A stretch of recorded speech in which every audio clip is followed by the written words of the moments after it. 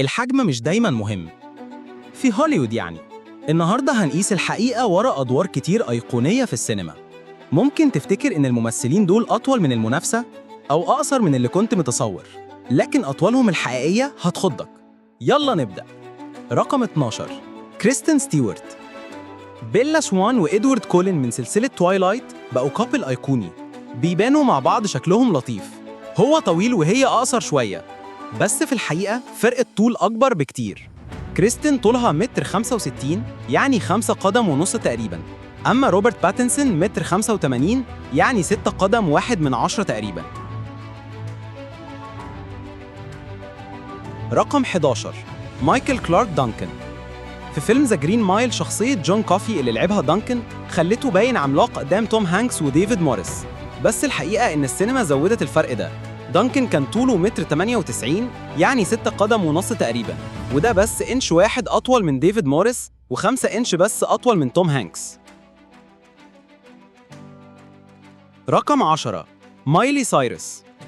في فيلم ذا لاست سونج الكيمياء بينها وبين ليم هامسورث خلتهم يبانوا قريبين في الطول، بس الكاميرا خبت الفرق الكبير بينهم 30 سنتي تقريباً. مايلي طولها 1.62 متر، يعني 5 قدم و4 من 10 تقريباً. أما ليم 1.93 متر، يعني 6 قدم و4 من 10 تقريباً. رقم 9، دانيال رادكليف. في أفلام هاري بوتر الزوايا وحركات الكاميرا خلت دانيال يعني هاري يبان في نفس طول رون وهرمايني، لكن في الواقع دانيال طوله 165، يعني 5 قدم ونص تقريباً، يعني أقصر من إيما واتسون وروبرت جرينت. رقم 8، سكارليت جوهانسون. في عالم مارفل بلاك ويدو وكابتن أمريكا بيبانوا جنب بعض كتف في كتف، لكن عشان يبانوا كده مع كريس إيفنز اللي طوله 1.83 متر، سكارليت اللي طولها 1.60 متر، يعني 5 قدم و3 من 10 تقريباً، كانت بتستفيد من شوية خدع وزيادات طول في الكواليس. رقم 7، توم هاردي. عشان يبان مخيف بدور بين في The Dark Knight Rises، توم هاردي مش بس غير جسمه وصوته، لكن كمان لبس جزم مخصوص فيها كعب عالي حوالي 7 سنتي عشان يبان قريب من طول كريستيان بيل اللي طوله 1.83 متر. رقم 6، أماندا سيفريد. في فيلم إن تايم مع جاستن تيمبرليك كان في فرق طول واضح. أماندا طولها 1.60 متر، يعني 5 قدم و3 من 10 تقريباً.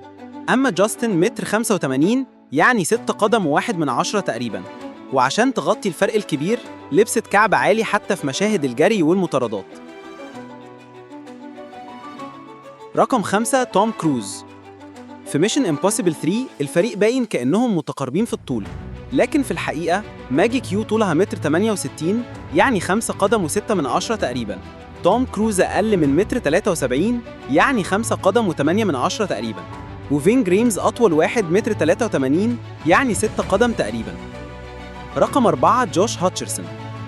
في The Hunger Games الكاميرا لعبت عشان تخلي بيتا يعني جوش يبان في نفس طول كاتنس يعني جينيفر لورنس، لكن الحقيقة جوش 1.65 متر، يعني 5 قدم ونص تقريباً، وجينيفر 1.75 متر، يعني 5 قدم و9 من 10 تقريباً.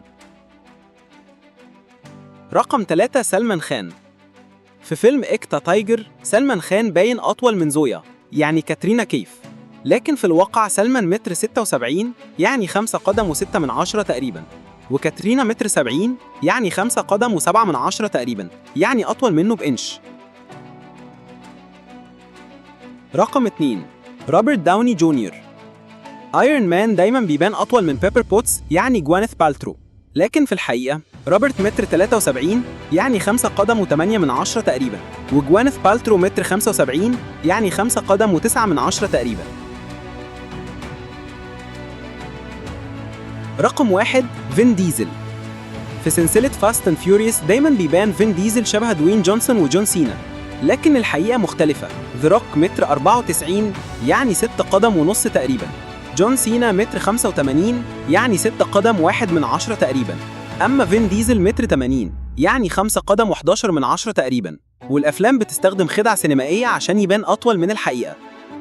وهنا نكون خلصنا. مفاجآت كتير عن أطوال نجوم هوليوود وبوليوود. إيه أكتر فرق طول صدمتك؟ اكتبوا لنا في الكومنتس، وما تنسوش اللايك والاشتراك في قناة باختصار عشان توصلكم كل التصنيفات المثيرة. نشوفكم الأسبوع الجاي. باي باي.